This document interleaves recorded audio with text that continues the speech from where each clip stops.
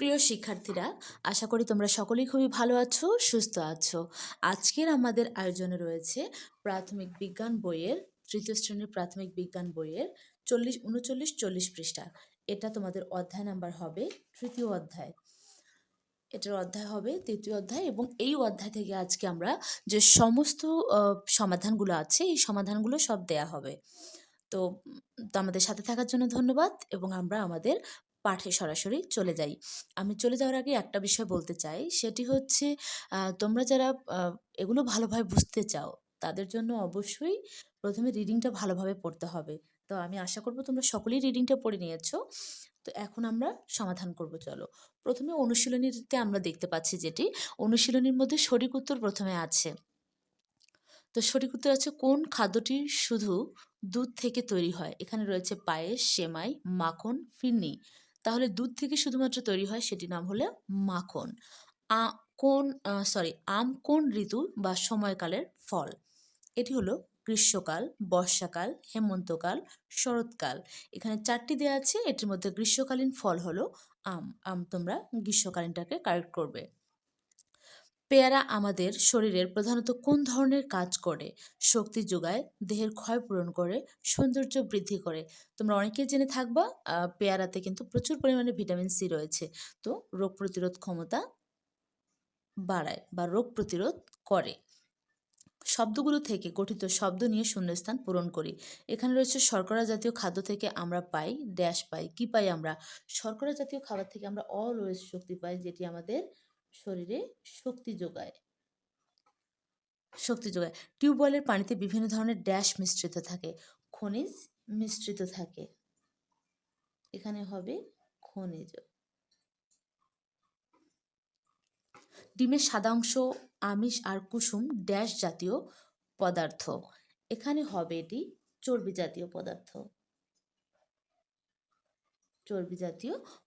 মানুষ ড্যাশ খেলে তাদের শরীর মোটা হয়। মানুষ কি খেলে?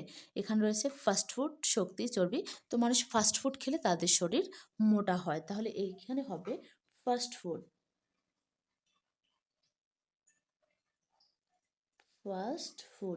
এখানে এটি একটু ওভার রাইটিং হয়েছে, একটু বেশি দাগানো হয়েছে। বুঝতে না পারলে বলবে, আমি এটা তোমাদের কমেন্টসের সমাধান দিয়ে দেব। প্রথমে আমি বলছি, মন দিয়ে শোনো। ডাবের পানি এটি হবে স্বাস্থ্যকর। কোমল পানীয় হবে মোটা। কোমল পানীয়টা হবে মোটা। শাক সবজি হবে ভিটামিন। শিমের বিচি হবে আমিষ। খোলা খাবার হবে জীবাণু। তাহলে এখান থেকে তোমাদের হবে প্রথমে মোটা হবে, ডাবের পানিটা হবে স্বাস্থ্যকর, কোমল পানীয়টি হবে মোটা, শাক সবজিটি হবে ভিটামিন, সিমের বিচি হবে আমিষ, খোলা খাবার হবে জীবাণু। তো এই ছিল আমাদের পৃষ্ঠা 39-এর সমাধান। এখন আমরা দেখব 40 পৃষ্ঠায় কি কি সমাধান আমাদের করা যেতে পারে। আমরা সেটি এখন লক্ষ্য করব।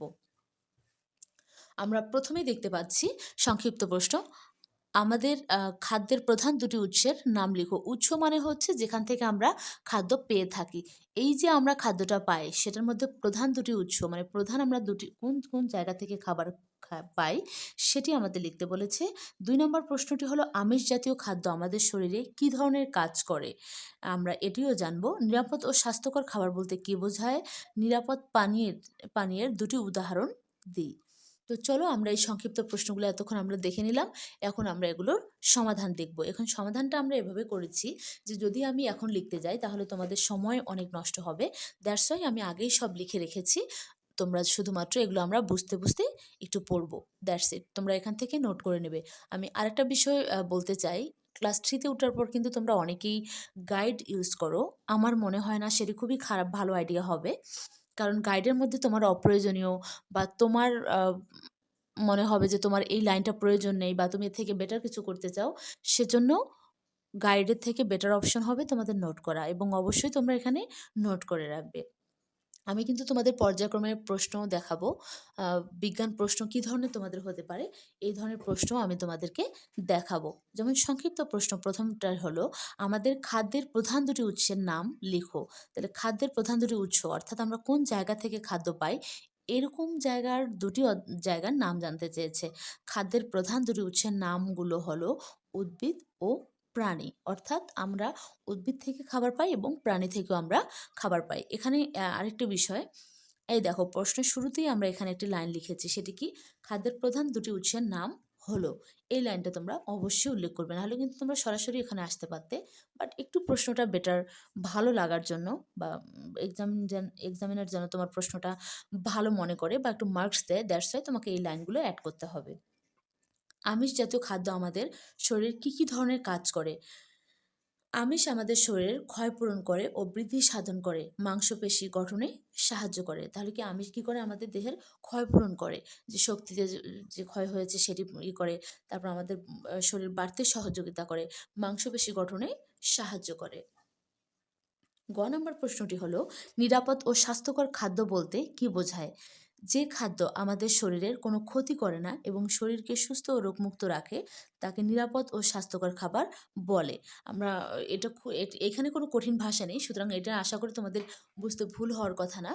তো এটি হলো যে খাবার আমাদের শরীরে কোনো ক্ষতি করে না, কোনো রোগ হয় না যে খাবারের কারণে, সেটি আমাদের জন্য মূলত নিরাপদ ও স্বাস্থ্যকর খাবার। ঘ নম্বর প্রশ্নটি হলো, নিরাপদ পানীয়ের দুটি উদাহরণ দেই। মানে আমরা নিরাপদ পানি কোথা থেকে পেয়ে থাকি, এরকম দুটি পানির উৎসের নাম এখানে জানতে চাওয়া হয়েছে। তাহলে আমরা লিখেছি কি, নিরাপদ পানির দুটি উদাহরণ হলো ফুটানো পানি, নলকূপের পানি। তো এই ছিল তোমাদের সংক্ষিপ্ত প্রশ্নের উদাহরণগুলো। তো তোমরা এতক্ষণ এটা খোলা থাকার কারণে নিশ্চয়ই তোমরা লিখে নিয়েছো। যারা লিখে নাওনি একটু পজ করে ভিডিওটি লিখে নিবা। এরপর আমরা দেখব রচনামূলক প্রশ্নগুলো। রচনামূলক প্রশ্ন, আমাদের শরীরে খাদ্যের পুষ্টি উপাদানের প্রয়োজনীয়তা বর্ণনা করি। খ নাম্বার হলো, নিচের ফলগুলোকে ঋতুভিত্তিক শ্রেণীকরণ করার জন্য একটি ছক তৈরি করে ছক অনুযায়ী ফলগুলোকে শ্রেণীকরণ করি। ফলগুলো হলো কলা, পেয়ারা, কাঁঠাল, আম, তাল, বরই, পেঁপে, তরমুজ। তো এই হলো আমাদের লেখাপড়া। তো এখান থেকে আমরা এখন এগুলোর সমাধান দেখব। চলো তাহলে সমাধানগুলো দেখে নিই। এটির সমাধান হলো এখানে দেয়া হয়েছে, দেখো। প্রথম প্রশ্নটি হলো, আমাদের শরীরে খাদ্যের পুষ্টি উপাদানের প্রয়োজনীয়তা বর্ণনা করি। এটা আমাদের বলার অপেক্ষা রাখে না যে আমাদের জন্য আসলে খাদ্য পুষ্টি, এগুলো আমাদের খাদ্যের যে পুষ্টি এটি আমাদের জন্য অনেক গুরুত্বপূর্ণ, কারণ এটি আমাদের শরীরকে বিভিন্নভাবে বৃদ্ধি শক্তি তৈরি করতে, ক্ষয় রোধ করতে, শরীরকে সতেজ রাখতে বিভিন্নভাবে সহযোগিতা করে। এজন্য এটার প্রয়োজনীয়তা কিন্তু জাস্ট অনেক বেশি। আমাদের শরীরে খাদ্যের পুষ্টি উপাদানের প্রয়োজনীয়তা রয়েছে। এর প্রধান কারণগুলো হলো, কাজ করার শক্তি যোগায়, অর্থাৎ ওই যে খাদ্য খেলে আমরা কাজ করার শক্তি পাবো এবং পরবর্তী কাজের জন্য আমরা আবার রেডি হয়ে যাব। দেহের গঠন ও বৃদ্ধিতে সাহায্য করে, মানে আমাদেরকে বড় হতে সহায়তা করে, রোগ প্রতিরোধ ক্ষমতা বাড়ায়। তার মানে কি, বিভিন্ন পুষ্টি উপাদানের কারণে কিন্তু আমাদের রোগ প্রতিরোধ ক্ষমতা সেটি আমাদের শরীরে তৈরি হয়। হাড় ও দাঁত মজবুত করে, কারণ যে শরীরে যদি পর্যাপ্ত পরিমাণে পুষ্টি আমরা গ্রহণ করি, যদি শরীরে ক্যালসিয়াম থাকে, তো সেক্ষেত্রে আমাদের হাড় ও দাঁত মজবুত হবে। খ নম্বর প্রশ্নটি হলো, ঋতুভিত্তিক ছক তৈরি করা হলো। এখানে আমি প্রশ্নটা লিখিনি, প্রশ্নটা অনেক বড় ছিল।